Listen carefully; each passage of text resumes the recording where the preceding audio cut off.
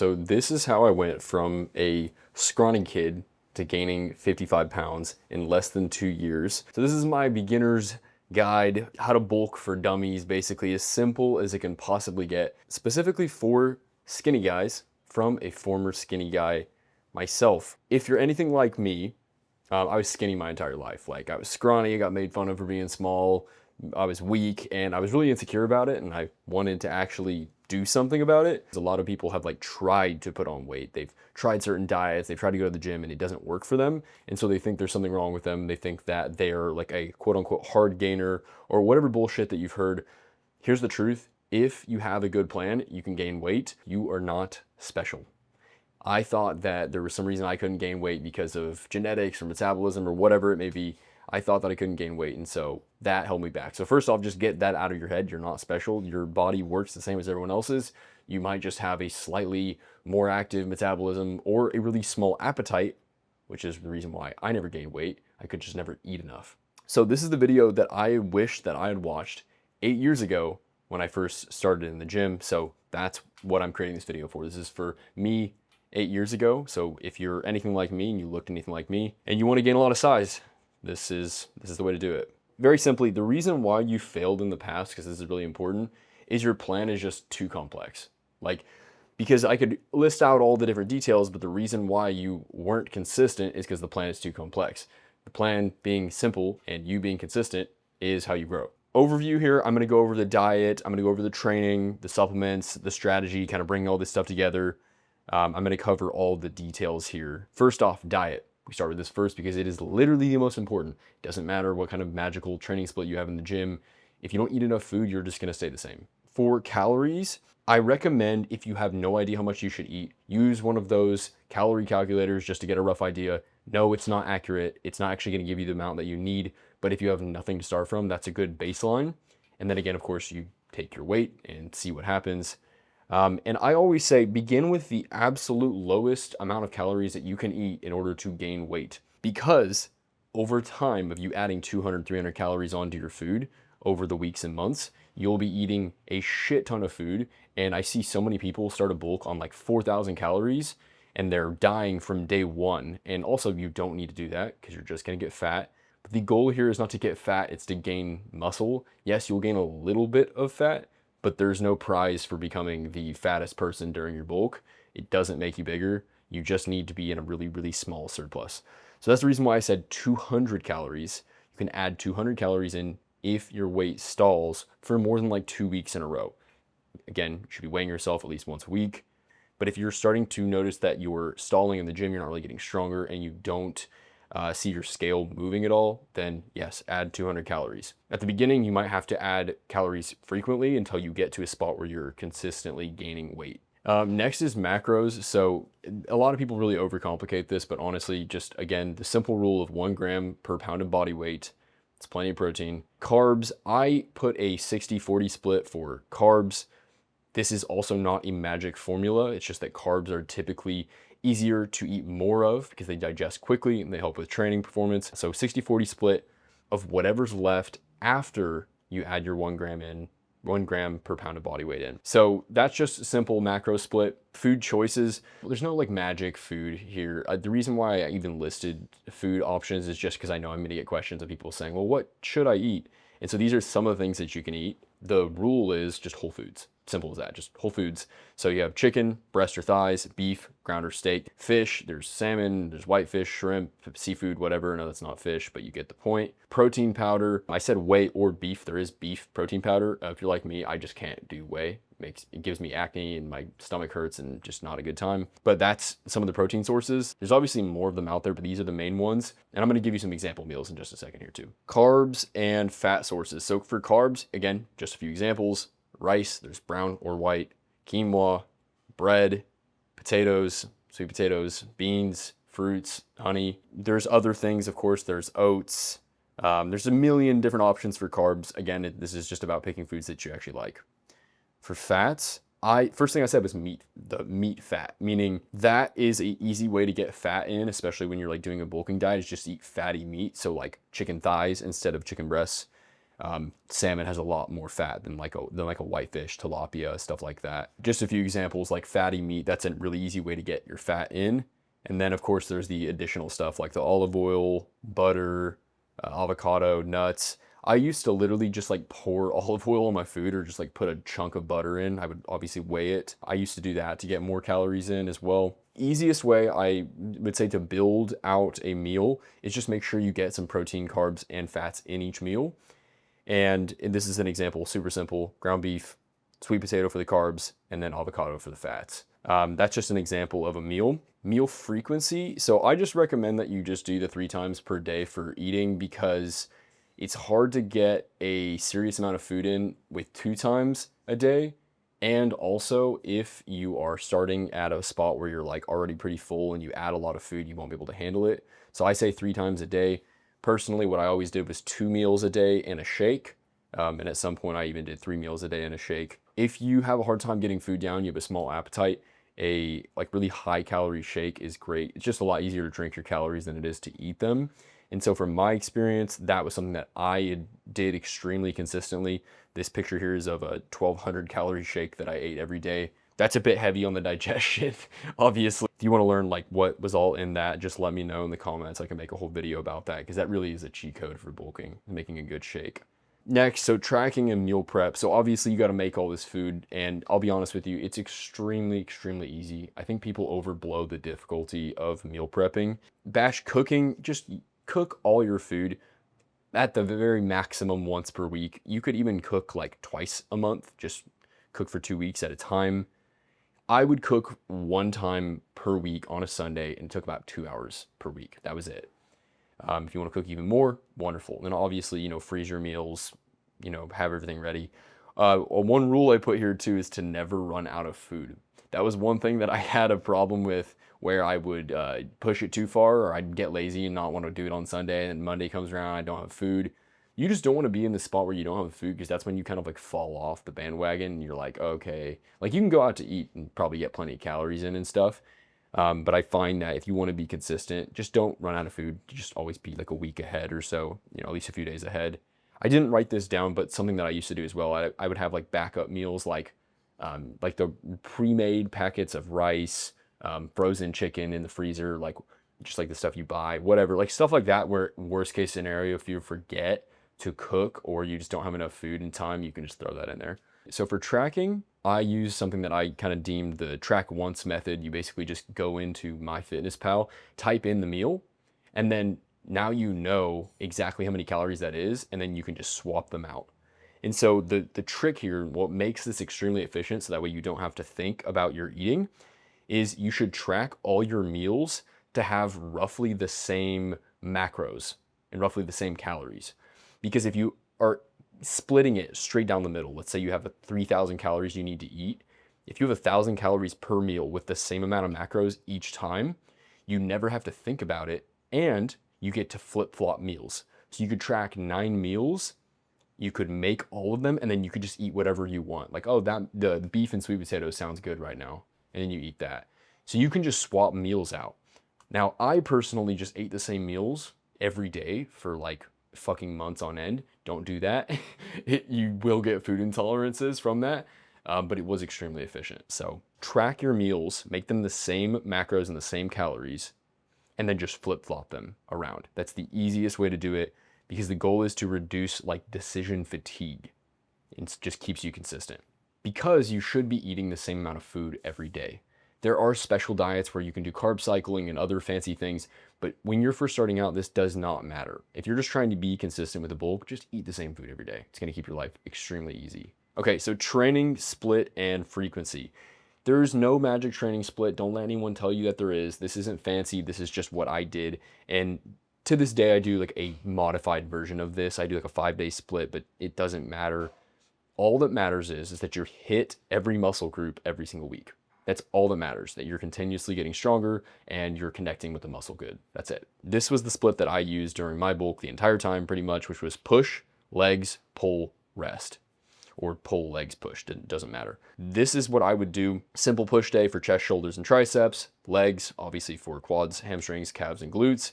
Pull day, back, rear delts, and biceps. I just said back because there's like a million muscles in the back.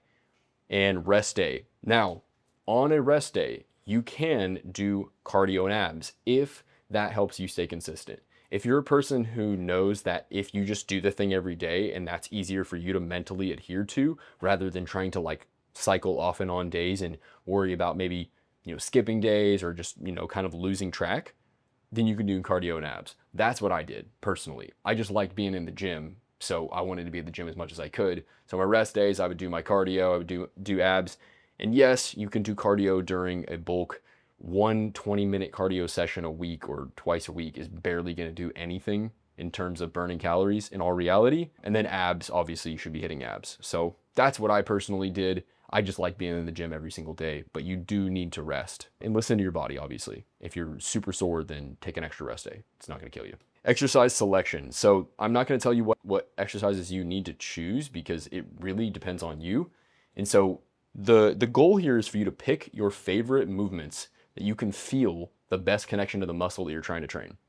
And so if you don't know what that is, like if you go to the gym and you kind of like don't like the exercises you're doing, you don't really feel it, like you're trying to do like a dumbbell press and you only feel it in your shoulders instead of your chest, for instance, you should spend a week going through each of these training days that I'm about to show you here and just try a bunch of machines. Like try a dumbbell press, try a bench press, try the machine press, like try for whatever muscle you're trying to hit, try a bunch of different exercises. Obviously don't like go super hard on them, but just go feel them out.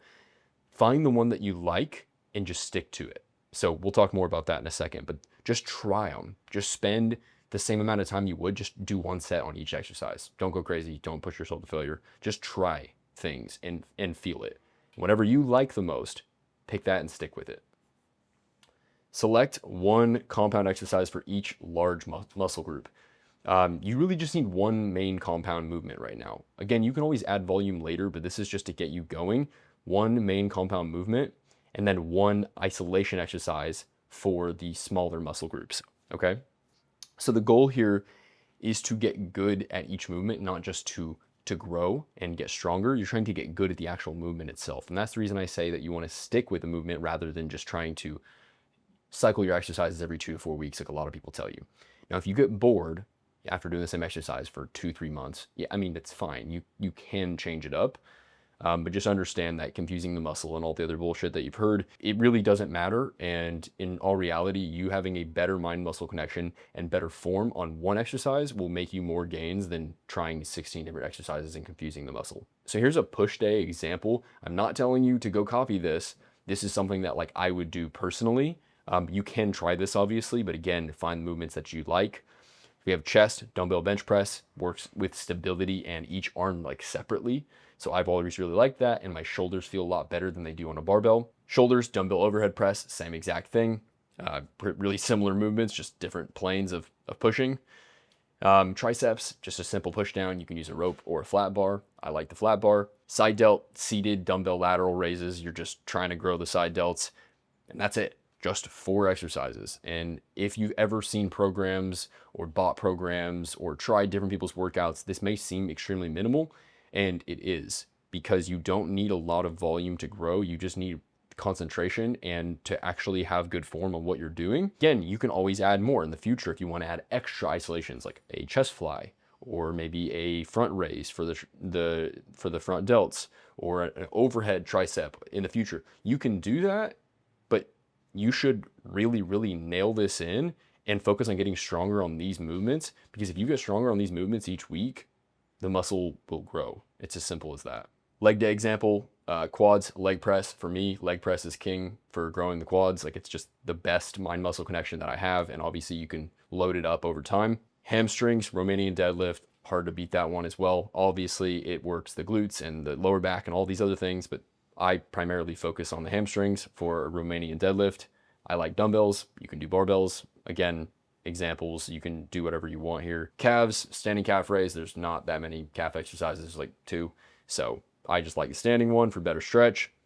Glutes, dumbbell lunges is honestly my favorite bang for buck exercise, because it's kind of well-rounded. You're getting a little bit of quad, some glutes, and it's unilateral as well, using each leg separately.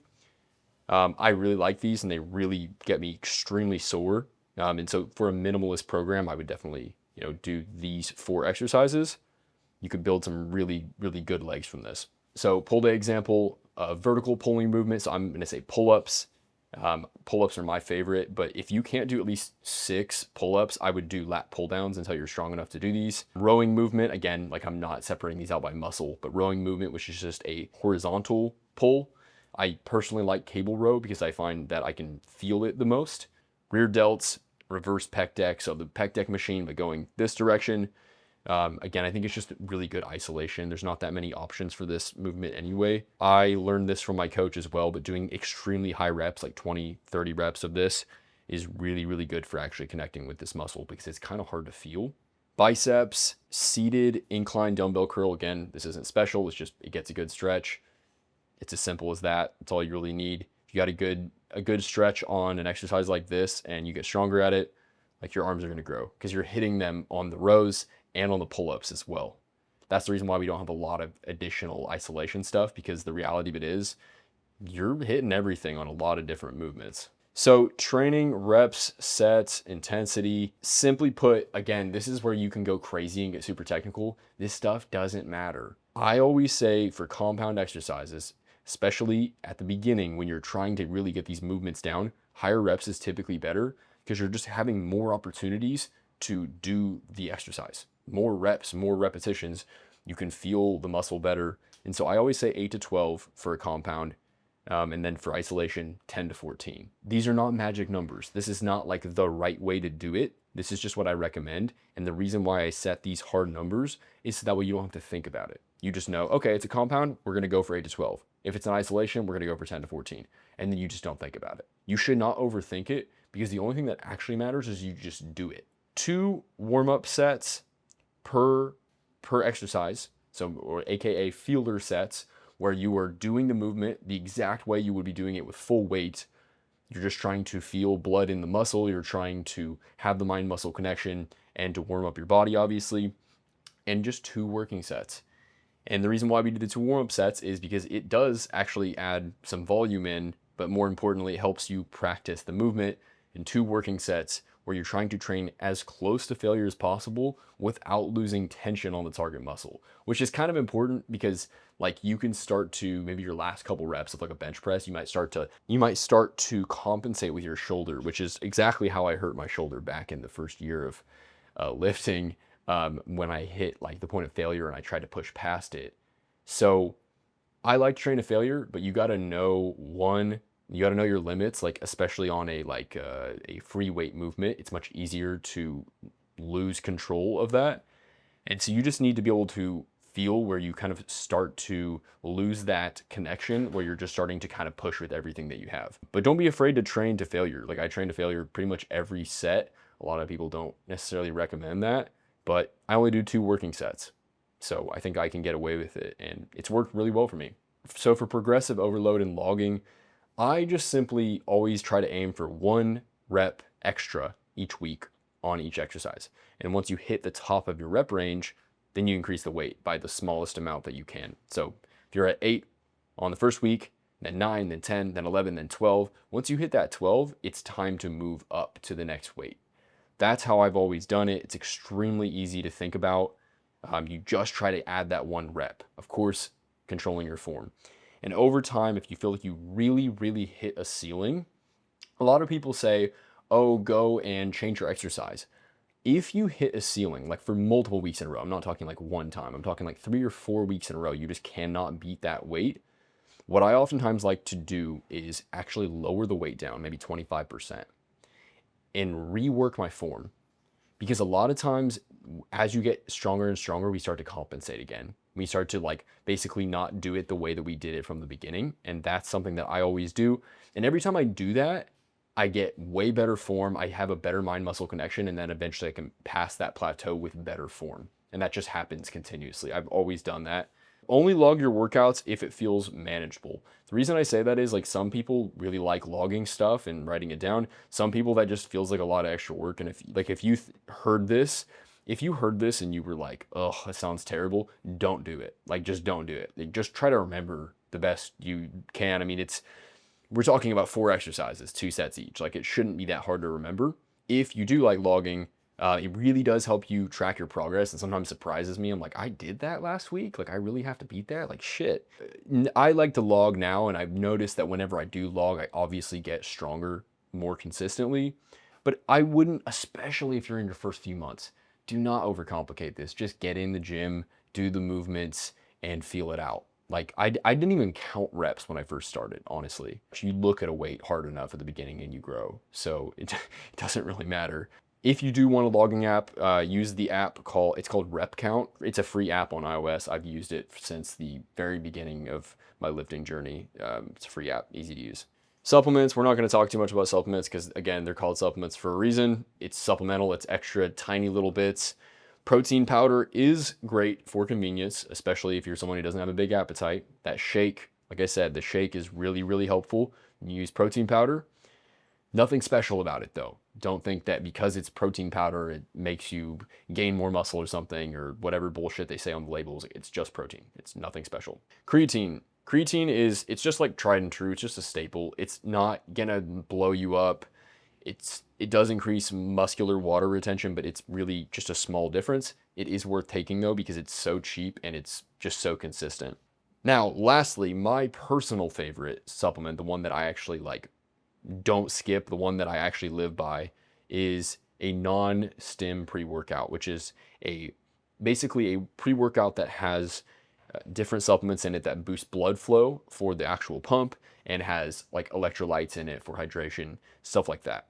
I really, really like this because when you get a better pump in the gym, it makes it more fun. Like, you just enjoy the gym more. You see like how like freaky you look, and every week you're just chasing that. Just make the gym more fun. But also being really hydrated definitely helps for, getting stronger. And also, I just like the ritual personally. I just like drinking a drink before you go to the gym. It's just something that I've done for a long time.